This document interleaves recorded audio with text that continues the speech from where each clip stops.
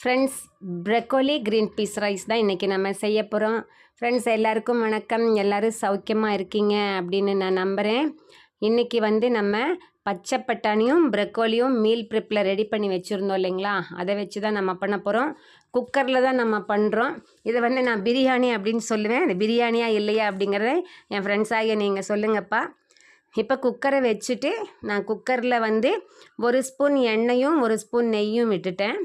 அதுக்குள்ளே ஹோல் ஸ்பைஸாக போட்டுட்டேன். அதாவது கிராம்பு, அப்புறம் சோம்பு, மராட்டி மொக்கு, அதையெல்லாம் அப்படியே முழுசாக போட்டுட்டேன். அதுக்கப்புறம் இஞ்சி பூண்டு பேஸ்ட்டு போட்டுட்டோம். அப்புறம் நீளமாக கட் பண்ண வெங்காயத்தை போட்டோம். அப்புறம் கொஞ்சம் ஒரு 5-6 முந்திரியையும் கட் பண்ணி போட்டுட்டேன். அப்புறம் பொடி பொடியாக நறுக்கின கொத்தமல்லி இலை, நிழல்லையே காய வச்சு எடுத்த புதினா குச்சியோடு நான் நிழலில் காய வச்சு எடுத்துக்குவேங்க ஃப்ரெண்ட்ஸ். அது புதினா டீக்கும் இந்த மாதிரி சாதத்துக்கு எல்லாத்துக்கும் நான் அந்த குச்சியோடு போட்டுருவேன். மெல்லும்போது ஃபைபர் கிடைக்கும் அப்படின்ட்டு. அப்புறம் நம்ம ரெடி பண்ணி வச்சுருக்கக்கூடிய அந்த காய் ப்ரக்கோலியும் பட்டாணியும் அப்படி போட்டுக்கலாம். அந்த எண்ணெயிலேயே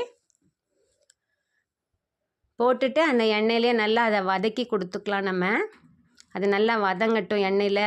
அந்த கீரை இந்த காய்கறி எல்லாம் சேர்ந்து பச்சை வாசனை போகிற அளவுக்கு வதங்கிக்கட்டும். அதுக்கப்புறம் அரிசி நான் தேவையான அளவு எடுத்து கழுவி 10 நிமிஷம் தண்ணியில் ஊற வச்சுருக்கேன். அந்த அரிசியையும் நம்ம இதுக்குள்ளேயே இந்த எண்ணெய்க்குள்ளேயே கொட்டி நல்லா நம்ம கலந்துக்கலாங்க ஃப்ரெண்ட்ஸ். நான் இந்த மாதிரி கலக்கும்போதே அரிசியை வறுக்குது இல்லைங்களா, அப்போ என்னாகும் அப்படின்னா நமக்கு சாதம் உதிரி உதிரியாக வரும். இது கூட நம்ம தேவையான அளவு உப்பும் அந்த காரத்துக்கு உண்டான மசாலா பொடியும் போட்டுக்கலாம். அந்த மசாலா பொடி வீட்லேயே அம்மா பண்ணினது தான். அது நம்ம குருமா, பிரியாணி எல்லாத்துக்கும் இதை நம்ம போட்டுக்கலாங்க. இப்போ உப்பு தேவையான அளவு போட்டுக்குவோம். அப்புறம் தேவையான அளவு தண்ணி அதுக்கு விட்டுக்கலாம். நம்ம அந்த தண்ணியை விட்டுட்டு குக்கரு மூடி வச்சு 2 விசில் வந்தால் போதுங்க ஃப்ரெண்ட்ஸ். இதனுடைய ஃபுல் வீடியோ நான் நம்ம சேனலில் போட்டிருக்கேன். அதை பார்த்துட்டு எனக்கு கமெண்ட் பண்ணுங்கள். இப்போ ரைஸ் குக்கர் திறந்ததுக்கு அப்புறமா மறுபடியும் அது மேலே எலுமிச்சம்பழம் ஒரு அரை மூடி புழிஞ்சு விட்டோம் அப்படின்னா அரிசி நமக்கு சாதம் உதிரி உதிரியாக வரும். டேஸ்ட்டும் நல்லா கூட வருங்க ஃப்ரெண்ட்ஸ். என்னோடய ஃபுல் வீடியோ பார்த்துட்டு என்னோட இந்த சமையலில் இருக்கக்கூடிய குறைகளை எல்லாம் கொஞ்சம் எனக்கு தெரியப்படுத்துனீங்க அப்படின்னா நான் கொஞ்சம் நல்லா இம்ப்ரூவ் ஆகிக்குவேன்.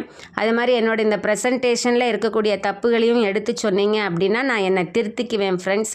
முடிஞ்ச அளவு தமிழில் நான் எல்லாத்தையும் யூஸ் பண்ணிகிட்ருக்கேன் உங்கள் கைடன்ஸ் படி. Thank you friends. see you. Best wishes. Comment பண்ணுங்கப்பா.